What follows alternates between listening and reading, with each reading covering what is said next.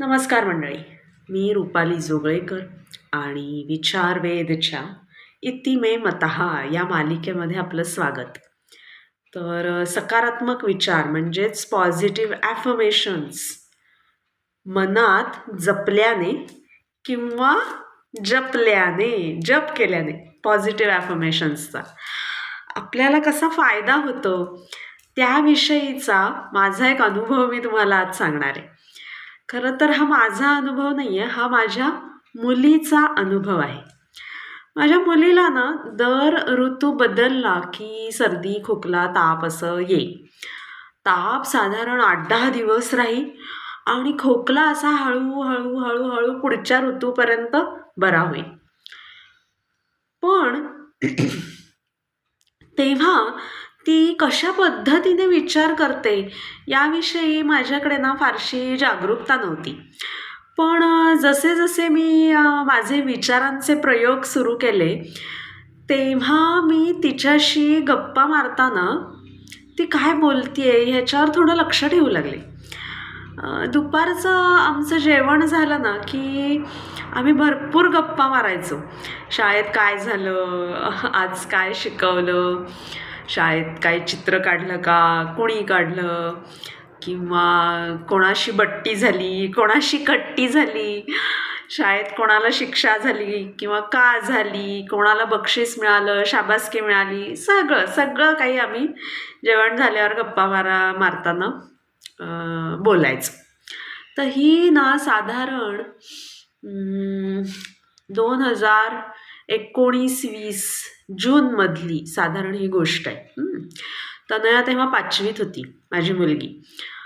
9वा वर्ग, प्रत्येक विषयाला वेगवेगळे शिक्षक.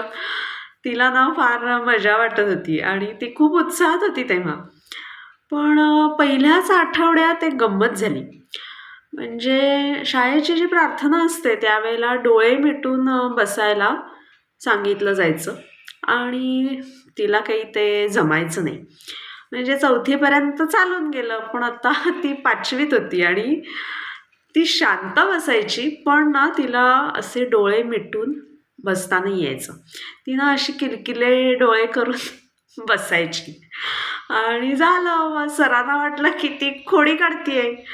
मग काय, सर थोडेसे रागावले आणि तनयाला खूप वाईट वाटायला लागलं. आता नेहमीप्रमाणे दुपारी घरी आल्यावर जेवताना शाळेविषयीच्या गप्पा गोष्टी सांगताना तिने ही गोष्ट पण मला सांगितली. मग मी तिला म्हटलं की मग ठीक आहे अगं, मग डोळे मिटून बसायची प्रॅक्टिस करायची, त्यात काय एवढं. पण दुसऱ्या दिवशी शाळा होती, शाळेत परत जायचं होतं आणि तिला सारखं मनात यायला लागलं की उद्या सर परत रागावणार आणि तिला फार रडू यायला लागलं. मग मी तिला म्हणलं की मग सरांना सांग की मला नाही येत डोळे मिटून बसता, पण या आठवड्याभरात मी तशी प्रॅक्टिस नक्की करेन. आता दुसऱ्या दिवशी शाळेत जाताना सुद्धा तिच्या डोक्यात तेच चालू होतं की आज सर रागावणार, आज सर रागावणार. आणि झालं तेच. म्हणजे प्रार्थना झाल्यावर सर तिला परत रागावले. पण ना तेव्हा तनयाने थोडा धीर एकवटून सरांना सांगितलं की सर ना मला डोळे मिटून बसता नाही येत, पण ना मी या आठवड्याभरात त्याचा सराव नक्की करेन. आणि सर खूप हसले, म्हणाले की ठीक आहे की कर तू सराव, पण मग झोपताना कसे मिटतात तुझे डोळे अगं. आणि मग तनया म्हणली की आपोआपच मिटतात. आणि ही जी सगळी गोष्ट आहे ही तिने घरी आल्यावर मला सांगितली आणि मला पण त्याची इतकी गंमत वाटली, मला इतकं हसायला यायला लागलं. आणि हे सगळं गप्पा, जेवण वगैरे सगळं झालं आणि त्याच्यानंतर तिला खोकला यायला लागला, संध्याकाळी ताप आला. आता बरं म्हणजे दुसऱ्या दिवशी रविवार होता, सुट्टी वगैरे होती, त्यामुळे दुसऱ्या दिवशी परत काही शाळेत जायचं नव्हतं. मग त्यामुळे तसं आम्हाला दोघींना अजून थोडं खोल बोलायला वेळ पण मिळाला. मग मी तिला म्हटलं की अगं तनया, तापच तर आलाय, होईल बरा. तुला भीती वाटल्यामुळे ताप आलाय आणि भीती का वाटली बरं? तर सर रागावतील म्हणून. पण सर का रागावतील सांग? तर प्रार्थनेला तू डोळे मिटून नीट बसत नाहीस म्हणून. तर मी तिला सांगितलं की मी ना तुला एक मंत्र देते आणि तो मंत्र म्हणत तू औषध घे आणि झोपून टाक. आता तो मंत्र असा की मला प्रार्थनेच्या वेळी डोळे मिटून बसता येतं, हे सोपं आहे आणि मी हे सहज करू शकते. आणि तनयाने औषध घेतलं. हा जो मी मंत्र सांगितला म्हणजेच औषधी विचार सांगितला, तो औषधी विचार मनामध्ये घोळवत तिने औषध घेतलं. आणि काय गंमत सांगू तुम्हाला, जो त्या गोळीने ताप गेला ना, तो परत आलाच नाही. आणि तनया सोमवारी शाळेत गेली, पुन्हा ताप आलाच नाही. आणि प्रार्थनेच्या वेळी थोडा वेळ तरी डोळे मिटून तिला बसता आलं. आणि मग सर हजेरीच्या वेळी म्हणाले की अभिनंदन डोळे मिटून बसता आल्याबद्दल. मग काय, मग तनया एकदम खुश. घरी आल्यावर तिने मला ही सगळी गोष्ट सांगितली. मग काय मी पण खुश. आणि मग आम्ही जाऊन रसमलाई वगैरे आणली आणि तिची ही सक्सेस आम्ही सेलिब्रेट केली. आणि त्यानंतर तनया रोज पसायदान लावून डोळे मिटून बसण्याची प्रॅक्टिस करायला लागली. आणि आता तिला बऱ्यापैकी 15-20 मिनटंसुद्धा डोळे मिटून शांत बसून राहता येतं. आणि त्यामुळे पॉझिटिव्ह थॉट पॅटर्नचा वापर हे लहान मुलं पण करू शकतात. पॉझिटिव्ह थॉट्सचा इफेक्ट किती उत्तम मिळू शकतो हे मी प्रत्यक्ष पाहिलं.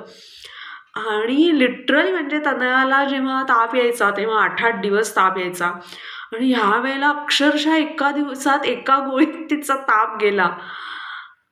माझ्यासाठी हा चमत्कारच होता.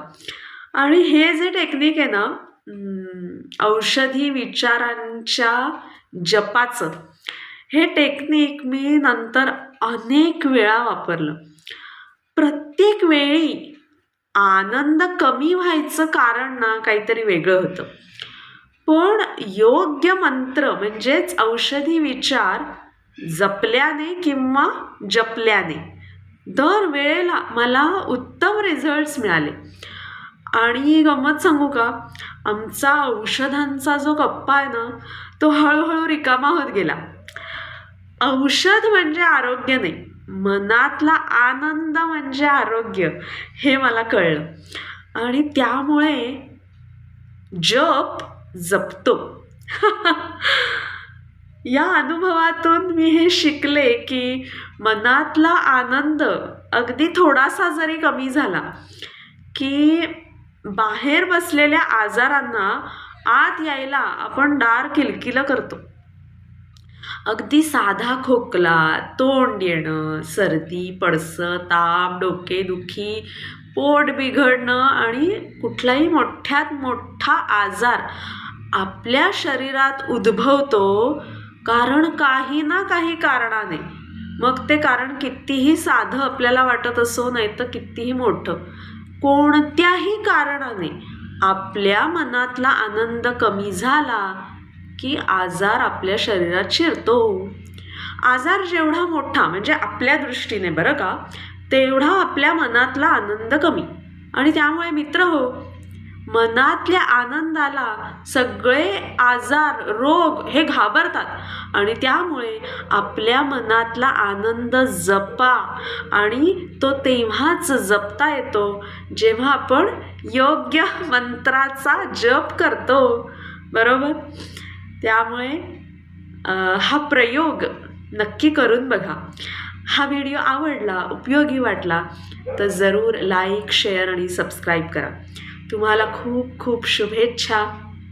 धन्यवाद.